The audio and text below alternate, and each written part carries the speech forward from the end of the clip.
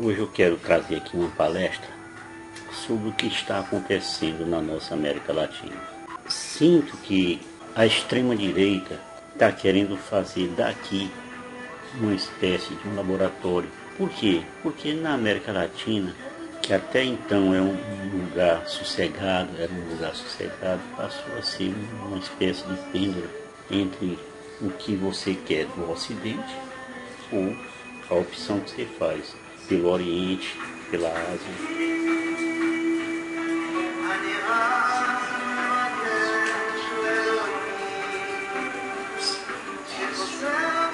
E vou citar aqui apenas 3 países, para não me alongar bastante. Comecemos pelo Brasil.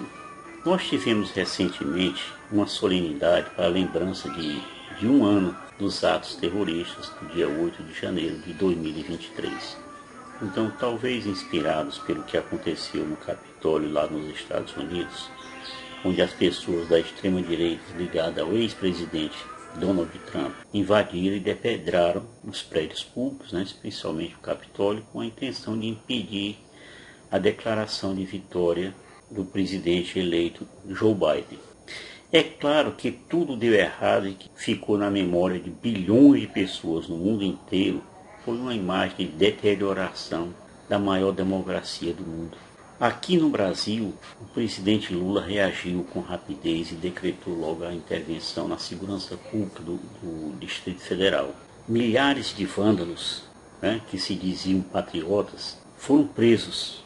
E devemos aqui exaltar a ação rápida e enérgica do Supremo Tribunal Federal, na pessoa do ministro Alexandre de Moraes, que agiu com a rapidez e coragem incríveis, inclusive afastando o governador do Distrito Federal, Ibanez Rocha, do cargo que ele ocupava de governador.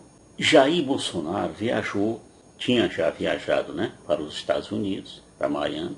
Logo em seguida, o que era ministro da Justiça e passou a ser secretário de Segurança do Distrito Federal, o Anderson Torres, também foi para lá. Assim, tudo já combinado para que o caos fosse instalado. Esse Anderson Torres depois teve sua prisão decretada, mas futuramente a gente vai falar mais sobre isso, dos desdobramentos que vieram com a CPMI da Câmara e do Senado sobre o 8 de janeiro e a CPI da Câmara do Distrital, do Distrito Federal. Certo? Na Argentina, em 19 de novembro de 2023, nós tivemos o segundo turno das eleições. Os candidatos mais votados foram Javier Milei e Sérgio Massa. Eu creio que, como ocorreu no Brasil, as redes sociais tiveram um papel bem importante na comunicação dos candidatos. A Argentina vivia um processo terrível de inflação, de falta de dinheiro, uma confusão terrível. E é claro que isso ajudou muito para que o Javier Milei usasse as redes sociais para dizer assim: eu sou o Salvador, eu sou o motosserra. Ele andava assim, empunhando uma motosserra, que o Bolsonaro empunhava arma, metralhadora, essas coisas. Diante disso, a parcela mais jovem da Argentina optou por votar em Milei, achando que ele ia fazer uma coisa extraordinária e acabar com as castas, Então a população, principalmente os mais jovens, sem saber direito do que é que se trata e no que iria dar aquela tal motosserra, acompanhar o Milei. Aconteceu que vieram os decretos, logo depois que ele tomou posse, os decretos ultra-radicais, atingindo em cheio a população da classe média para baixo, especialmente os mais carentes. Essas pessoas mais carentes eram antes atendidas especialmente os governos peronistas, como os Kirchner, Nestor e a Cristina Kirchner. Votaram e tudo, e quando eles acordaram do sonho bom, se depararam com um pesadelo terrível, digno de um filme de terror. Então eles entenderam que a motosserra não era bem aquilo que eles tinham pensado. E aí começaram as manifestações e os momentos de medo do agora e do futuro estava começando a chegar. Eles se depararam com a realidade do que realmente aquelas pessoas estavam querendo fazer. a moeda argentina se enfraquecia rapidamente. Os investidores agora estão cautelosos, né, com os novos leilões de dívida do governo, para inclusive saber, será que eu empresto dinheiro para a Argentina, será que eu recebo? Então isso reflete o grande desafio de que Milei enfrentará para conter a inflação. Inflação essa que já no governo do Milei se aproxima dos 200% ao ano. Depois disso, como é que o Milei vai enfrentar uma agitação social?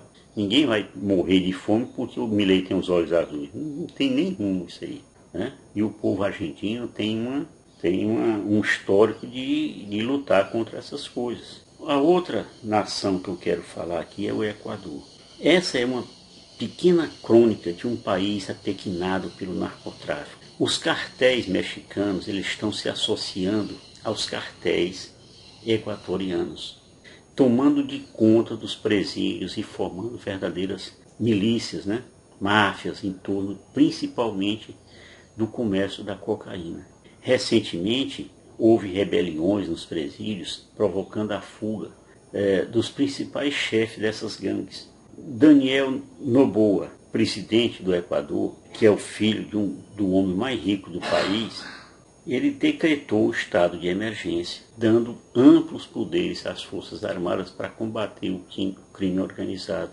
E a baderna ficou generalizada e tomou conta do país. Ninguém podia mais sair na rua, porque podia ser atingido tanto pelo exército como pelos traficantes. Os traficantes armados invadiram uma estação de TV, uma coisa horrível, quando esse programa estava sendo passado ali ao vivo. Coitado, o apresentador morto de medo, ainda botaram uma bomba lá no paletó dele lá.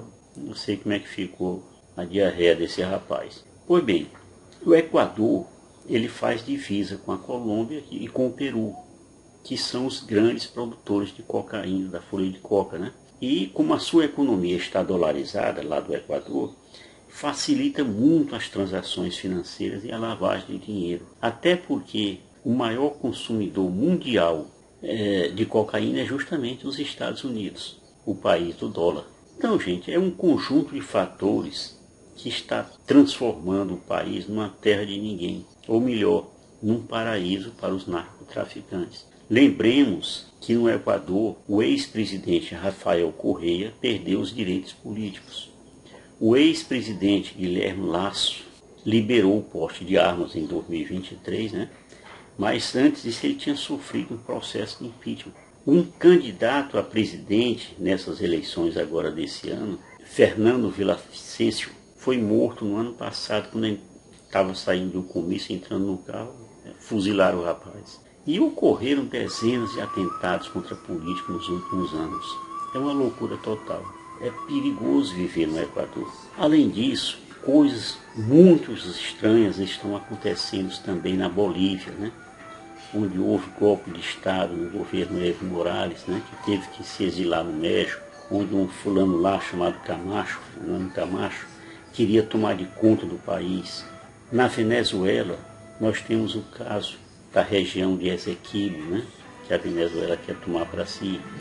Em El Salvador, as coisas também são terríveis, né? E assim, etc, etc. Boa parte dessas crises se deve também ao avanço da extrema-direita no mundo, porque eles fazem isso, é dividir para tomar o poder.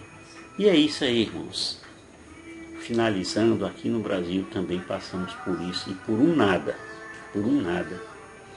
não estamos entregues aqui ao extremismo, onde só os mais carentes é que são atacados, é que são perseguidos, é que são tirados direitos. Tá bom?